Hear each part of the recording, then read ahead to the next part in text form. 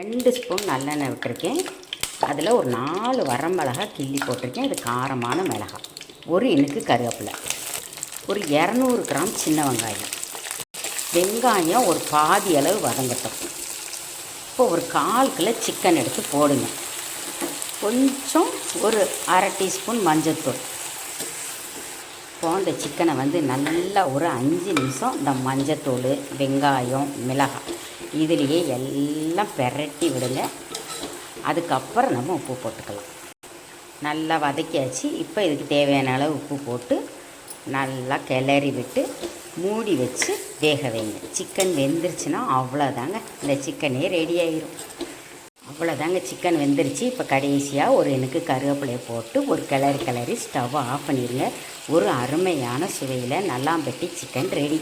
விருப்பப்பட்டால் நீங்கள் கொஞ்சோண்டு ஒரு 1/4 டீஸ்பூன் இஞ்சி பூண்டு விழுது கூட போட்டுக்கலாம். நான் போடலை. இப்படியே சாப்பிட்டு பாருங்கள். சூடாக சாதத்தை போட்டு அட்டகாசமாக இருக்கும். தேங்க்யூ.